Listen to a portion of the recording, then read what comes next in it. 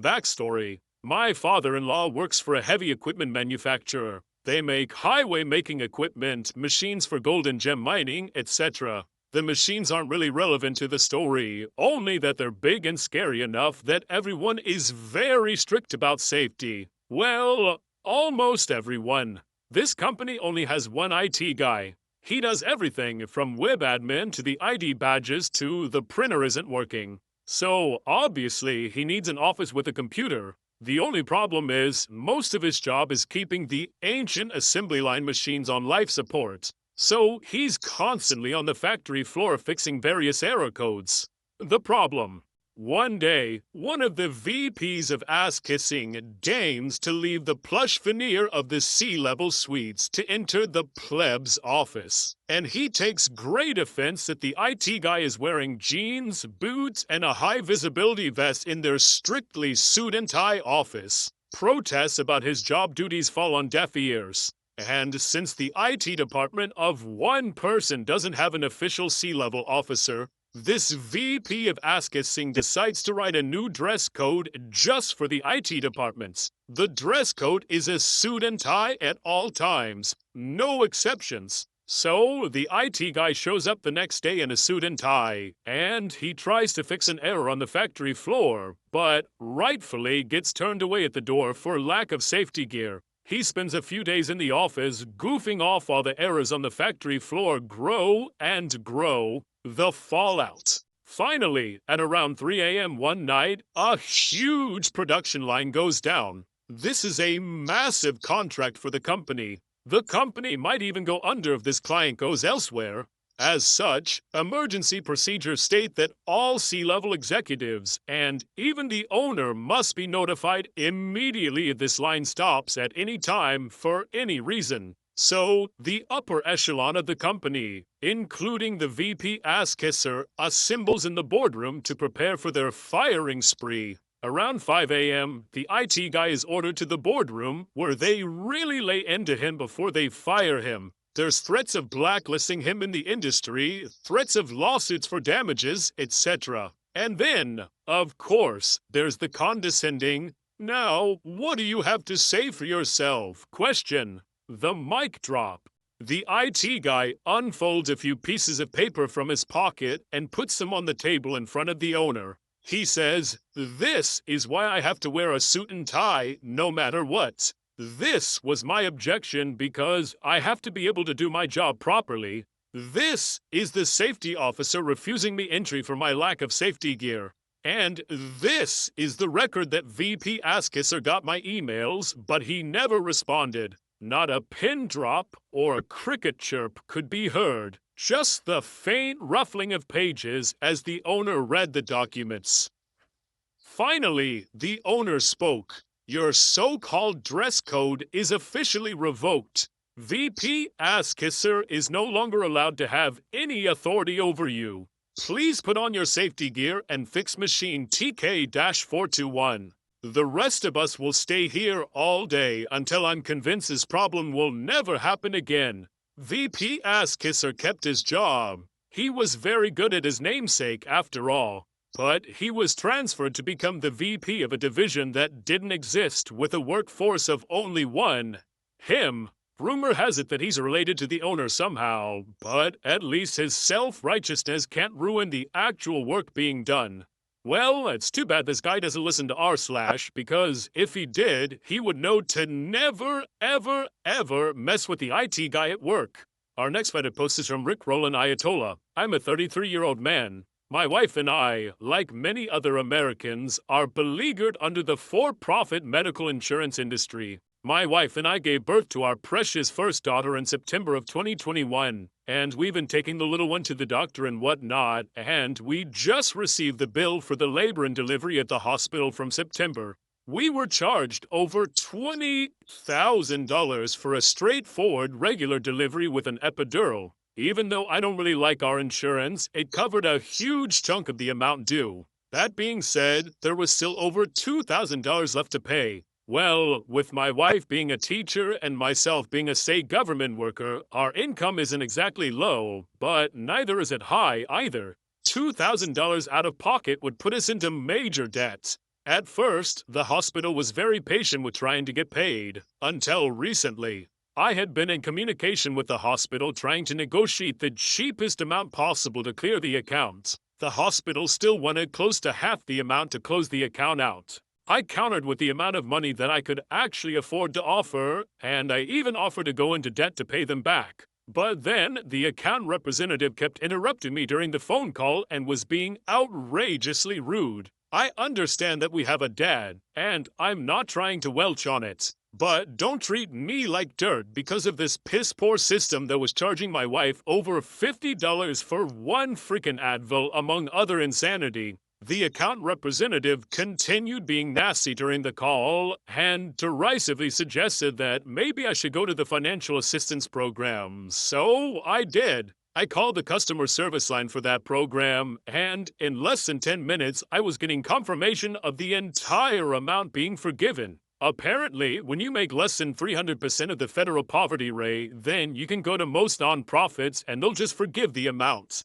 The arrogant account representative tried to shame me into paying an outrageous price for services rendered, and she didn't want to accept my offer of paying some of the bills, so now they get absolutely nothing.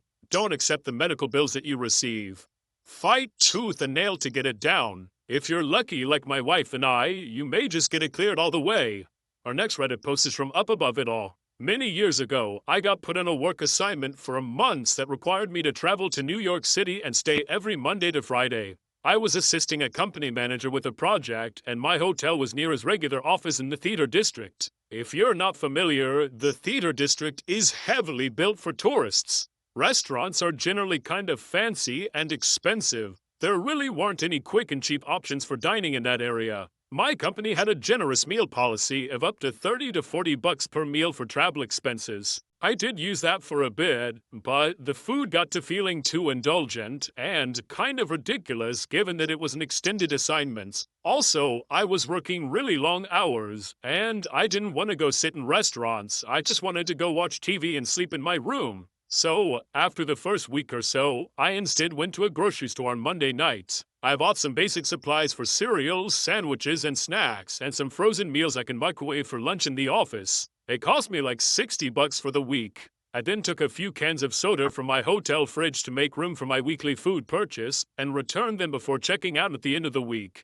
And that was it for the food costs, with an occasional eating out here or there. I did the same for the next 4 weeks, and I submitted my expense report at the end of the month. You know where this is going. A lady from accounting called, and she refused to reimburse my expenses because $60 is over my $40 limit, the max allowance for a meal purchase. I explained that $60 covered 5 days of food, but I was told that it didn't matter. So, I then spent the next month trying all the food in that neighborhood. There really weren't any cheap options. I went out to eat on a few mornings and lunch whenever I found time, and dinner absolutely every day. I could have broken it up and gotten groceries a few different times, but the convenience of once-a-week shopping was part of the reason why I went to groceries in the first place. It also seemed wasteful for me to go out for an expensive meal every night for long-term travel. But now, accounting told me they preferred that to me just shopping for groceries.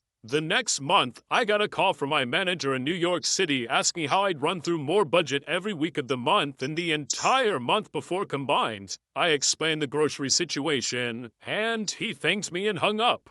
About 10 minutes later, that same lady from accounting called me to tell me they would pay me my outstanding grocery bill, as well as any grocery bill going forward, as long as the daily amount averaged for the week was under the aggregate meal allowance. I happily returned to a more reasonable diet. Our next Reddit post is from Tiger Dragon. This was from my last job in Microsoft. I was a contractor in the IT department there for over a year, and I had a lot of complaints against them. Well, it was time for me to move on. I'd scored a great state job with better pay, great benefits that was still work from home, and even then the office was even closer. All around, Microsoft just wouldn't be able to compete with this job. They were aware that I was quitting for about 2 months, and they almost sank it by dragging their heels on some verifications like employment verification. I even flat out told my manager that I'd be leaving at the end of the month. I finally got my official start date, and I gave a bit over 2 weeks' notice to quit on a Friday so I could start my first day on Monday. Here's where the stupidity begins. This place has a policy to run all software updates on Sundays, so every Monday is hell. Everything's always broken due to poor quality assurance, so it's all hands on deck. If you call off work, they're gonna fight you on it. They like to bully people, and every time someone leaves, they always try to make them stay for longer, and sadly, it's worked. So my last day came, and my manager calls me and goes on with BS, telling me how it's not proper etiquette to give only 2 weeks' notice. Like, since when? That I should know that it takes a minimum of 3 weeks to complete training, so I should know they can't replace me in time. And how could I do this to my coworkers? I'm such a selfish and bad person. So, anyways, my manager's whole speech doesn't give the reaction that he wants. Then they bring out their policy and tell me that it's against company policy to quit on a Friday. This is BS because I'm a contractor, but still, I'm leaving the company, so how does this affect me? I tell them that I'm still quitting and I'm quitting on Friday. I don't know what they were thinking, but they doubled down and said that I had to work that next Monday for them. I guess they were trying to get their foot in the door and ruin my next job. I don't know. Well, their whole strategy isn't working, and at this point, they're fuming. So, they give me their ultimatum. If I won't work that Monday, then they want me to sign out and not clock back in until I've changed my mind. They look so smug because they're effectively threatening to fire me early, making me lose out on a lot of money and stuff because they know that I don't have paid time off. But at this point, I just don't care. My finances are just fine, so I guess I earned myself an unpaid vacation. I log out. They keep looking smug and leave me with another. Remember, don't clock in until you've decided to be reasonable. And the next day, I just don't log in. A few hours later, I get a call screaming about how I'm late and I've caused so many problems. I cut them off by saying that I'm still not coming in on Monday, so per our meeting, I'm not gonna clock in. Silence. They ask me if I'm serious, and I said, "Were you being serious?" They call me a pig-headed fool and tell me to just come in on Monday like they asked. They then wait a moment and ask if I'm gonna grow up and come back in. Well, I'm bored at this point, and I ask if they're gonna pay my new rate on Monday. I get it confused. No? And I tell them they have their answer. They called every day that last week, bouncing between apologies, insults, browbeating, etc., all while constantly demanding that I had to come in on Monday. This was a whole week of them begging me to come in, even just part of the day to dig them out of their holes. But then doubling down by saying, "So, if you come back, that means you're coming back all the way through Monday, right?" At that point, I'd already dropped off my equipment. And on Monday, they called to tell me that I was fired for not showing up. I think they thought that I was joking or playing hardball for a promotion or a raise. It's the only reason I can think of for all that. Or they just really thought that I would throw away my new job for them. They had this big focus on company loyalty that a lot of people seem to buy into, so maybe they just assumed that I'd be loyal. I did hear that my old manager had to fill in for me because they couldn't get anyone to do my shift and my jobs. And that now, months later, my manager and several others quit because everything was falling apart. They promised more than they could deliver, and they drove off experienced workers like me. OP, the way you tell the story, it sounds like Monday was your last day, just a week before they originally thought. Our next Reddit post is from Cam Hags. A little background. I'm a 29-year-old woman who owns a home with my 30-year-old fiancé, and we split expenses and housework 50-50. I like to think that we contribute equally to the household, but one area where we differ in is our work schedules, as I'm a night owl and have insomnia. He works a typical 9-to-5 job, and I bartend during the evenings 4 nights a week with one morning brunch shift. My sleep schedule is very wonky, and lately I've been sleeping from like 9 p.m. to 2 a.m. with a sleepless night or two per week. I do my best to stay quiet while I do things at night while I'm awake because I don't want to wake him up. Now, the malicious compliance. One day this week, me and my fiancé spent the evening tidying up the house together, and I thought that we both contributed equally and all was well and good. But there were so many dishes that there were some piled up in the sink still after we loaded the dishwasher, and they continued to pile up again. Last night, I had a sleepless night, and I spent it quietly in the living room working on a paint by numbers. Tonight I came home from work and my fiancé said, "Your painting looks good, but you really need to get your priorities straight." And he pointed out the dishes in the sink. Now, this really pissed me off because most of the dishes were his. I'm his partner, not his maid, and I had shoveled our enormous driveway the night before. But I decided he was right. So, at 4 a.m. in the morning, I went to the kitchen and did all the dishes.